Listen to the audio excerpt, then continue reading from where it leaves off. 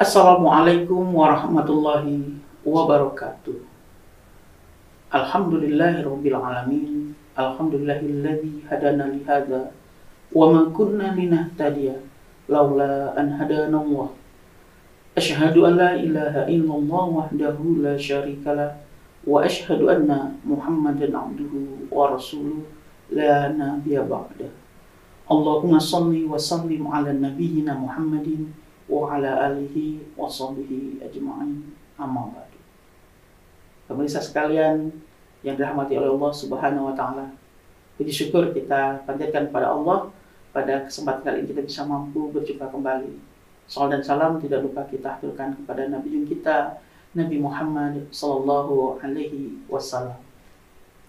Malam hari ini kita akan menyampaikan sebuah tema hadis yang sangat menarik, yaitu aplikasi niat dan dampaknya dalam Islam. Pada hadis Arba'in nomor ke-37 ini, kita akan mengulang sedikit kembali terkait dengan tema niat, yang tentunya itu pernah kita bahas di hadis nomor 1 dalam hadis Arba'in.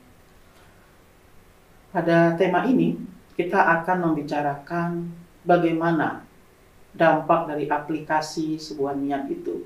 Karena semua kita terkadang punya niat namun tidak dilaksanakan. Ya, baik itu niat baik ataupun niat buruk. Sudah punya niat namun tidak dilaksanakan. Nah, disinilah yang akan kita bahas titik poinnya. Kita awali terlebih dahulu hadisnya. An Ibni Abbasin radhiyallahu anhuma anin Nabi sallallahu alaihi wasallam fima yarwi an rabbihi tabarakallah wa ta'ala qala innallaha kataba al-hasanati was-sayyiati thumma bayyana dzalika faman hamma bi hasanatin falam ya'malha katabahallahu indahu hasanatan kamilatan wa in hamma biha fa'amilaha katabahallahu indahu asyra hasanatin ila sab'i mi'ati di'fin illa ad'afi kasiratin wa in hamma bisayyi'atin falam ya'malha katabahallahu indahu hasanatan kamilatan wa in hamma biha fa'amilaha katabahallahu sayyi'ata wahidatan. Rawahul Bukhari. Artinya dari Ibnu Abbas radhiyallahu anhuma dari Rasulullah sallallahu alaihi wasallam, bahwa hadis ini beliau riwayatkan dari Rabbnya tabarakallahu wa ta'ala. Beliau bersabda, sesungguhnya Allah telah menulis kebaikan-kebaikan dan keburukan-keburukan. Kemudian Allah menjelaskannya. Barang siapa berniat melakukan kebaikan lalu tidak mengerjakannya, maka Allah menulis itu di sisinya sebagai satu kebaikan yang sempurna. Dan jika dia berniat mengerjakannya lalu dia dapat melakukannya, maka Allah akan menulis itu di sisinya sebanyak 10 kebaikan hingga 700 lipat kebaikan. Jika dia berniat melakukan keburukan lalu tidak mengerjakannya, maka Allah menulis itu di sisinya sebagai satu kebaikan yang sempurna. Dan jika dia berniat melakukan keburukan lalu mengerjakannya, maka Allah menulis itu sebagai satu keburukan saja. Hadis ini diriwayatkan oleh Bukhari dan Muslim. Pemirsa sekalian yang dirahmati oleh Allah Subhanahu wa taala. Sungguh luar biasa sekali Islam menghargai akan sebuah niat. Islam menghargai akan sebuah aplikasi tindakan dari niat itu.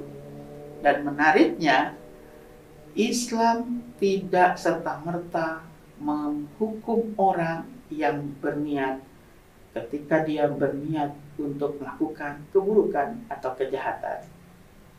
Kita pertama dulu kita lihat terkait dengan niat kebaikan. Dijelaskan dalam hadis tadi, kalau melakukan kebaikan, hanya niat saja, dia mendapatkan satu pahala yang sempurna. Tapi kalau dia meniat, lalu dia lakukan, dia aplikasikan, Allah akan menilai itu menjadi 10 kebaikan, bahkan 700 kebaikan yang sangat banyak sekali. Ini sungguh luar biasa sekali, sebuah penghargaan bagi kita. Pertanyaannya, niat yang seperti apa? Nah, itu begitu ya. Niat yang seperti apa? Niat saja kok dapat kebaikan meskipun tidak dilakukan. Ini menarik, pemirsa sekalian, niat yang seperti apa? Kita sering mengungkapkan bahwa niat itu bimana al-qasdu. Niat itu maknanya adalah punya tujuan. Dan orang yang punya tujuan, punya cara untuk mencapai tujuannya. Contohnya nih, untuk membedakan niat dengan serius dengan tidak, kalau bahasa kita. Orang yang berniat ingin sholat lail atau tahajud, ya, dia sudah berniat, lalu dia tidur berdoa, dia menyiapkan jam wakernya, ya, dia tidur di awal malam. Tetapi ketika dia bangun, sudah masuk waktu subuh. Maka niat yang seperti ini dinilai Allah sebagai satu kebaikan yang sempurna. Kenapa? Nah, ini contoh yang kedua. Kita lihat perbandingannya. Untuk menjawab pertanyaan kenapa. Ada orang yang berniat sholat tahajud atau sholat malam. Coba lihat apa yang dia lakukan. Tidurnya di akhir malam. Dia tidak berdoa. Jam wakernya juga tidak diaktifkan. Bahkan dia tidak menyiapkan apa yang dapat membantu dia untuk bangun. Bahkan dia tidak mengingatkan teman yang lain, padahal teman yang lain juga ingin sholat tahajud juga. Dia tidak berpesan, tolong bangunin saya. Lalu bangunnya kesiangan. Ya, tentunya niat yang seperti ini tidak ada usahanya. Ya, maka saya selalu ketika ditanya apa yang membedakan yang mendapatkan pahala dengan tidak, itu adanya nilai usaha. Usaha itulah yang dinilai Allah yang pantas mendapatkan pahala yang sempurna. Kenapa? Karena Allah tidak lihat saja kepada hasilnya, tapi Allah juga lihat kepada usahanya.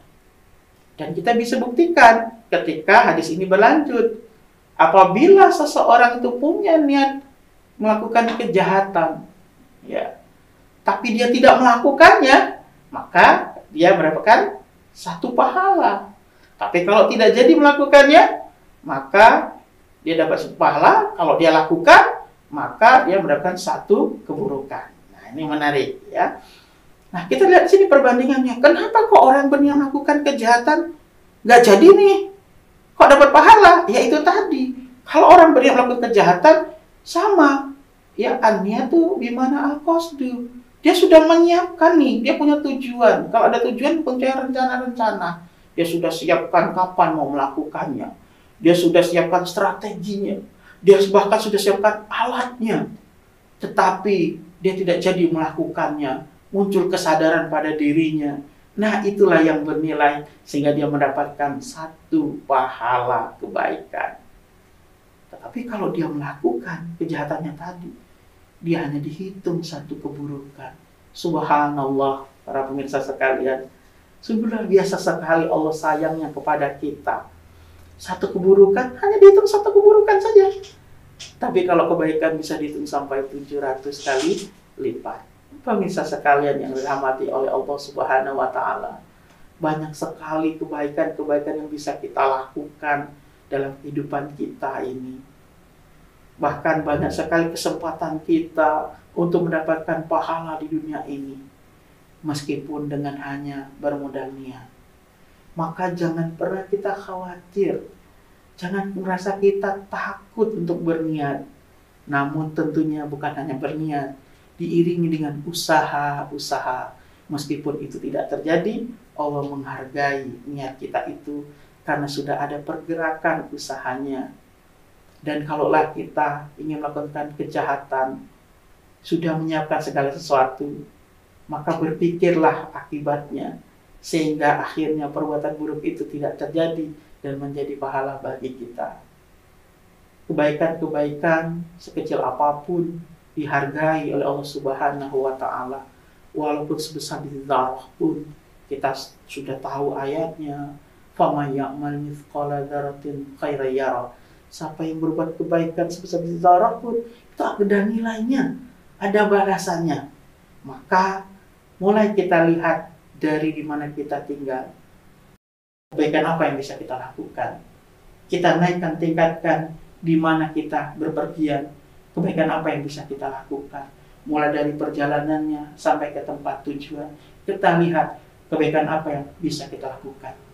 Jangan hilangkan waktu hidup kita yang sehari dihargai 24 jam tanpa melakukan satu kebaikan apapun. Meskipun kata Nabi, menyingkirkan duri dari jalan, itu merupakan sebuah kebaikan.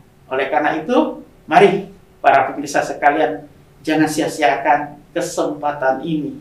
Kesempatan untuk berniat, kesempatan untuk mencari cara membuat kebaikan. Meskipun itu tidak bisa kita lakukan, tapi Allah memandangnya dengan begitu banyak pahala kebaikan, sehingga menjadikan hidup kita lebih baik lagi dari hari-hari sebelumnya.